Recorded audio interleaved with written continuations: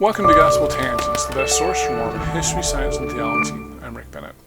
Dr. Sally Gordon from the University of Pennsylvania spoke at a religious liberty conference at BYU in March. I asked her if she had any advice for religious leaders here at BYU and with the LDS Church. We'll talk more about that, as well as Sally's project on a slave, Biddy Mason, that has some Mormon ties. It's going to be an interesting conversation. You won't want to miss it. Check it out. Do you have some advice for religious leaders on these kind of, and I'm going to use the word culture war issues, abortion, gay marriage, gay rights, that kind of thing? Do we need to tamp that down or?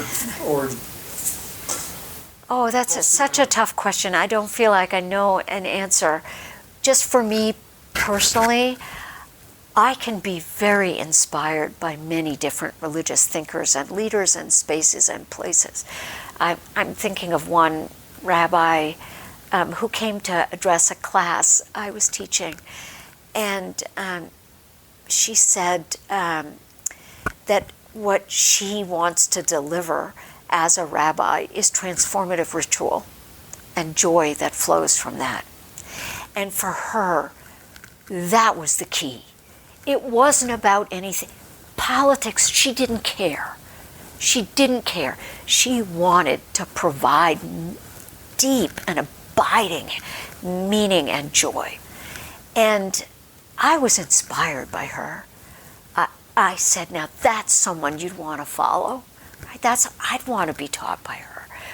Or I tend not to be as thrilled, and everyone's different.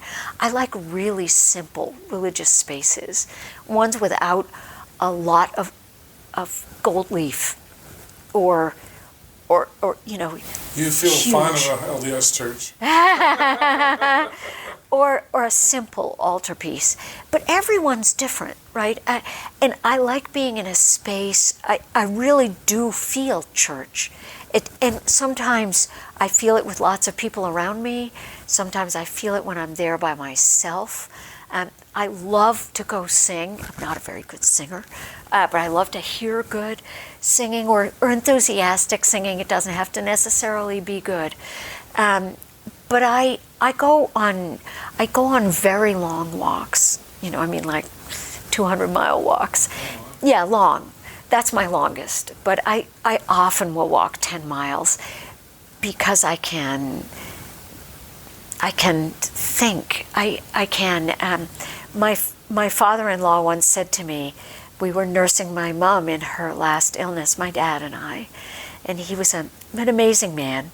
He lived to be 107. Wow. And I think he was about 100 when he called me, and he said, how you doing?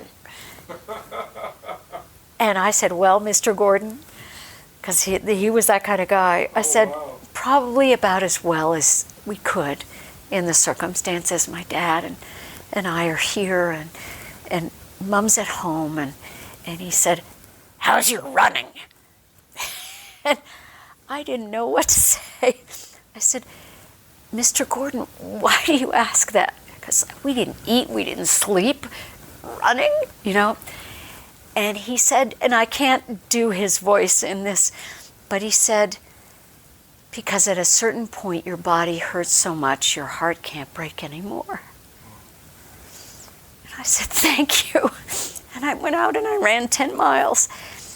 And I grieved for my mother by running 8.5 miles to school.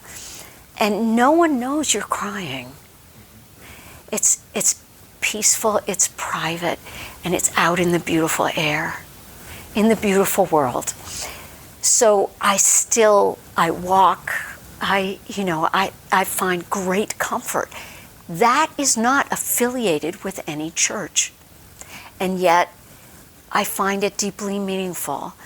And so, one of the things that I think, and I want to write a book about pilgrimage. When I retire, I want to write a book about pilgrimage in North America. And I want to do it. I want to go do there are so many different kinds. Catholic, Jewish, Mormon, Native, all over the place. Presbyterian, right? But So I think one of the things that we maybe have forgotten is that much of religious life happens outside affiliation. And maybe we open ourselves to that. But that's about as much as I have to offer, I'm sorry to say. No, that's fine.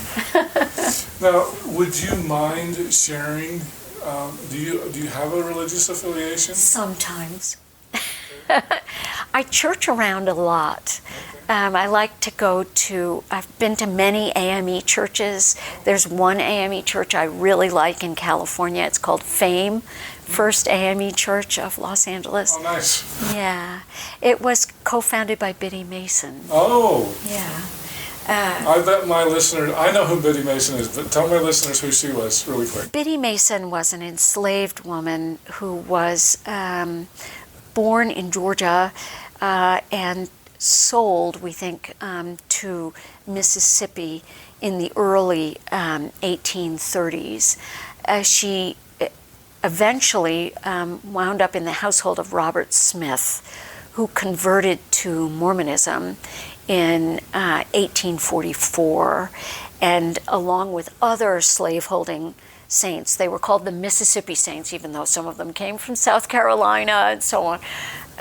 They were part of the 1848 train that came to Utah. Robert Smith brought the people he enslaved with him on that trek, and in 1851 moved to San Bernardino with the Mormon colony there. And it was in that 1850 census, which was actually taken in March 1851, that his enslaved people were listed by name and by race, mulatto or black they were called, and all listed as going to California. Clearly the saints were trying to imply that only 26 people were listed, and that those were the only enslaved people in Utah, which was not true. But they were all going to California. Those 26 did go to California.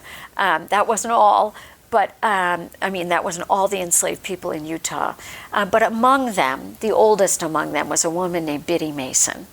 And eventually she was freed by default, actually, in California when her slaveholder tried to take her and 12 other people with him as he left the LDS church, he didn't think he was apostatizing, but he didn't like the group in San Bernardino who were going to take the ranch that he'd built up without paying him for it. It was there was a lot of controversy in San Bernardino.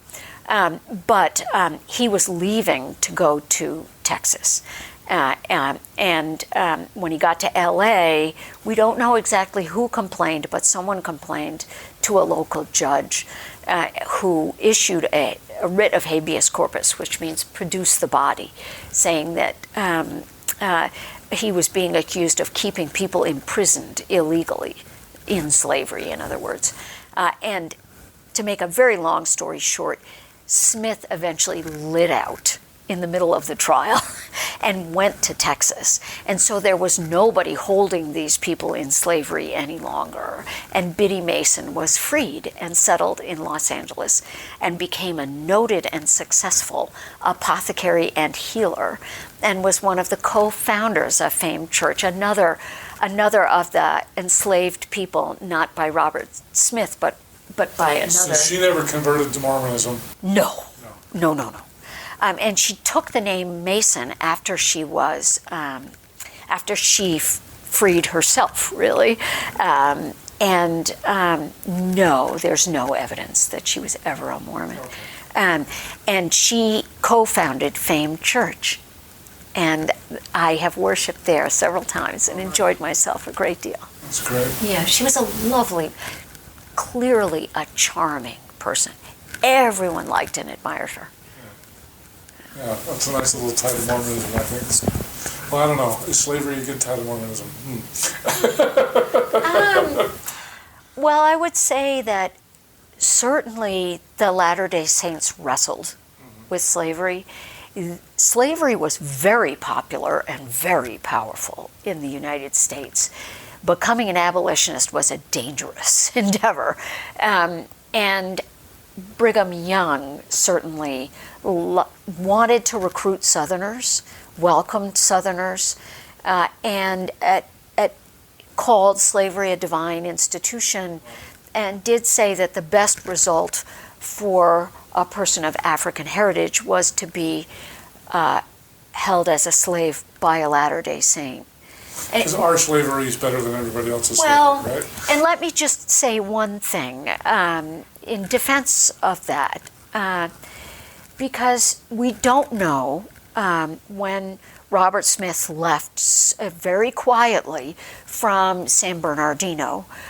He clearly was followed by the San Bernardino sheriff, who was a Latter-day Saint. Among the people who was being taken was a woman named Hannah, who was married and whose husband was held as a slave still in San Bernardino. She was very pregnant.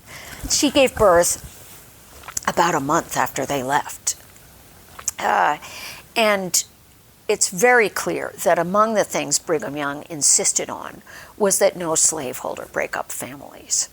And so one of the things you could see, first of all, that the Latter-day Saints would not be pleased with Robert Smith for leaving, right? But he did pay his tithes, before he left.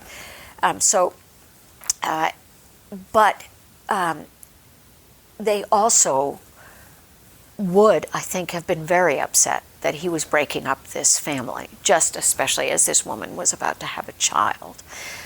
So there is some argument. Something like 30% of all marriages were destroyed by sale in the South. There's been studies of this. So there is an argument that the understanding of the importance of family did some work to humanize at least some approaches, and I think that's certainly possible. It seems that both the San Bernardino sheriff and the L.A. County sheriff, those are two counties, met with the judge, and they're the ones who asked for they petitioned for the writ of habeas corpus. We don't know whether the real instigators might have been free blacks. That's certainly possible. But that the sheriff would go along with it seems to me to indicate some sympathy. Okay. San Bernardino was actually founded by Mormons, right? Yes, it was. Oh, yes, it's the Mormon colony. Yeah. Absolutely. We can go into how they got ripped off on the land and how controversial, and it was falling apart well before the Mountain Meadows massacre. Yeah, they abandoned it to go to Mountain Meadows, right? Oh, terrible. I hope you enjoyed our conversation with Dr. Sally Gordon from the University of Pennsylvania. In our next conversation, it's going to be our last, and so you need to sign up to our free newsletter at gospeltangents.com/newsletter so I can send you a secret link to the final part of our conversation. We're going to talk about Native American slavery.